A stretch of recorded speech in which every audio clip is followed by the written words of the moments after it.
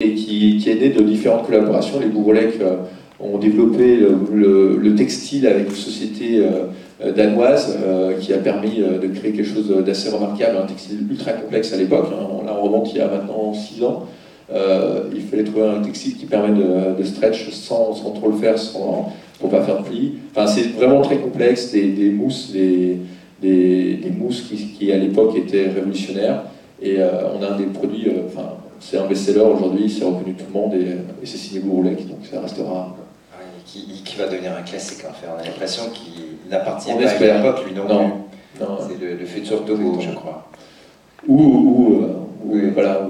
Mais il est en plus d'une grande légèreté, on peut le déplacer dans différents environnements. Il a une forme qui permet de le mettre un peu de partout, donc ce qui est assez agréable. Voilà. Les femmes sont présentes aussi, mais en fait, il y a un choix de créateurs. On aurait pu passer 2 heures à simplement énumérer tous ces gens de talent. 2 jours.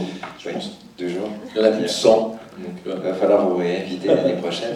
Philippe Lemaire, c'est quelqu'un que vous aimez bien aussi. Oui, jeune designer. Alors là, on est sur. C'est une jeune designer qui est assez talentueuse, qui a fait plusieurs produits déjà pour nous. On a commencé avec de la lumière. Donc là, vous avez une applique, par exemple. Elle joue sur un système d'applique que vous mettez au mur et qui a un axe qui permet d'éclairer soit vers le haut, soit vers le bas, ou les deux. Donc ça s'appelle clair-obscur. Elle a une sensibilité par rapport au produit qui est assez intéressante et une sensibilité féminine qui est importante dans la collection. On essaie d'avoir vraiment un mixte homme-femme et de faire travailler de plus en plus les femmes qui sont très très talentueuses, il faut le dire. On a Inka Sampé par exemple qui est une de nos top designers en femmes. On le voit après, oui. J'ai mangé de next time. Voilà, un autre produit assez intéressant, il s'appelle Coulisses. C'est une petite table d'appoint où vous avez un petit, donc c'est un mixte entre les matériaux modernes et plus classiques. Donc on a un mixte entre la laque et le bois. Et donc le top vient juste coulisser avec un système de coulisses assez à l'ancienne.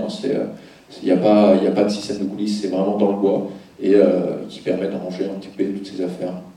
It Easy, superbe, 4 petites tables qui sont jointes les unes aux autres, donc vous ne pouvez pas les bouger, vous ne pouvez pas les dissocier, mais elles bougent ensemble, donc vous pouvez créer une forme droite, une forme carrée, voilà, vous voyez, et c'est en fait, là vous pourriez faire la rendre toute droite, c'est assez joli, ça existe en table d'appoint, en petite table devant de salle à manger ou table pour déjeuner. Voilà, très beau design, très complexe. Et là, Inka Sampé. Oui. Voilà. Un grand talent aussi, une grande créatrice. Grande créatrice, beaucoup de caractère, ça se voit dans ses produits. Je dis pas ça pour... Là, c'est plus que ça se voit dans ses produits. C'est bien aussi, je pense, d'avoir du caractère. Nous, on aime bien. Vous disiez souvent que le jeune créateur a cette impertinence et cette provocation qui fait que non, voilà. On peut le faire, non, on va le faire. Et puis nous aussi, on a du caractère de notre côté chez Rosette, donc il faut que ça puisse communiquer. Si c'est trop, s'il n'y a pas assez de caractère, on n'obtient rien. Et là, on a vraiment du caractère avec Inga et très bon designer. La première collection qu'elle a faite, redoutable canapé au niveau du confort, au bas dossier, il y a un côté cocooning qui est assez superbe avec des petits détails. Là vous ne voyez peut-être pas bien, mais la partie noire c'est un zipper vous pouvez venir dézipper si besoin pour le dégousser. Des matériaux, il y a le dos, le devant utilise des matériaux différents. C'est vraiment un très beau produit. Et on a continué avec elle, avec d'autres produits comme la collection Rucher, magnifique produit. Qui semble presque une couverture ou un tapis qu'on aurait déposé. Exactement, ça ressemble comme une grosse couette qu'on aurait mis sur une structure. Alors c'est beaucoup plus complexe, du fait que le motif qui est créé sur le rucher n'est pas un motif qui vient du tissu, mais qui est fait par le designer. Donc elle est venue, elle a fait des essais chez elle avec sa machine à coudre. Puis un jour elle est venue, elle a dit voilà, c'est ça que je veux. Alors on a dit ok, intéressant. Et on a dit comment on va faire ça. Et là on revient avec notre savoir-faire, nos machines, et on a commencé à réétudier, donc reprogrammer notre machine que les Bourrelec avaient utilisée sur le facette par exemple. Et ça nous permet en fait, on fait des points de couture. Donc on est dans un festival de mode et design, donc tout le monde sait comment on coud, mais on commence avec un point, on coud, on s'arrête avec un point, on lève, on commence avec un point, et à chaque endroit où vous avez le petit nœud, ça, le petit twist, c'est qu'on a coupé le fil. Donc il n'y a pas de couture à ce niveau-là. Donc pareil, la couturière qui fait ça, je pense que c'est l'arrêt maladie direct au bout de quelques heures. Et donc il n'y a qu'une machine qui peut faire ça et ça demande un travail assez exceptionnel. C'est très complexe, la mousse est très complexe, la structure est complexe, mais c'est beau, c'est fin, c'est remarquable. Et là aussi, il y a une tenue, contrairement à l'impression qu'on peut avoir qu'on s'écraserait, au contraire, il y a une très grande... Alors, la posture est très bonne. Je l'ai vu avec beaucoup de personnes, et pas uniquement mes clients, mais des clients, des consommateurs. Beaucoup de gens rentrent en le regardant en disant « Oula, ça va être un vent, ça va être un peu dur », et ils s'assiedent dessus, ils sont là « Ah, c'est remarquable ». Il y a tout un système de suspension on arrive à mettre, et qui rend donc le produit confortable, parce que le design doit être confortable. Une autre chose importante chez Ligne Rosé, c'est la fidélité. Fidélité avec les fournisseurs, avec les distributeurs, avec les équipes. Ça aussi, c'est un point qui, à une époque où on a l'impression que tout le monde change, abandonne, et aucune fidélité, vous, c'est l'inverse. Vous continuez dans cette voie.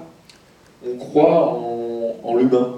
On est peut-être un peu... Bon, c'est peut-être encore un peu simple, mais on croit en l'humain. Et on croit que la relation que l'humain, enfin nos employés ont avec la société, nos fournisseurs ont avec la société ou nos distributeurs ont avec la société est la plus importante. On peut pas, ça doit être un win-win. Donc on donne tout de notre côté pour qu'eux nous donnent tout de leur côté et que ça peut marcher comme ça. Et donc c'est vraiment une relation humaine entre nos clients, nos fournisseurs, nos distributeurs. Voilà, on est une société familiale en fait. Donc grosso modo, quand vous achetez un produit chez nous, vous devenez partenaire de la société. Vous rentrez un peu dans la famille, donc on va vous traiter comme quelqu'un dans une famille. Voilà. C'est un peu ce qui se fait au Québec avec Maison Corbeil. C'est un peu ce qui se fait beaucoup de cette fidélité qui existe depuis longtemps. Un des plus vieux clients d'Amérique du Nord, Maison Corbeil, avant les années 80. Je pense que M. Corbeil, à l'époque, était venu à Paris et faisait importer des containers. Donc il était arrivé, je crois, il a dit bonjour, j'aimerais 20 cubes, ou 20 mètres cubes ou 40 mètres cubes de vos produits, voilà, un container, et il n'était pas distributeur forcément, on a commencé juste par un container ou deux, et puis après ils sont devenus distributeurs de la marque, et tout ça dure depuis maintenant des décennies.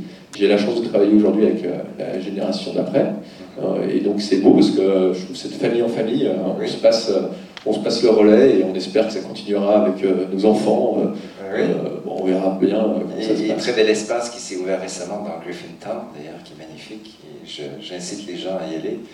Voilà. Alors d'un bel espace, on est passé à un autre bel espace. On avait un espace important à Rockland, hein, c'est ça, avec une très bonne équipe. On est la preuve. On a eu des années aussi de Maison Corbeil et des années avec Roset. Et on est passé, on a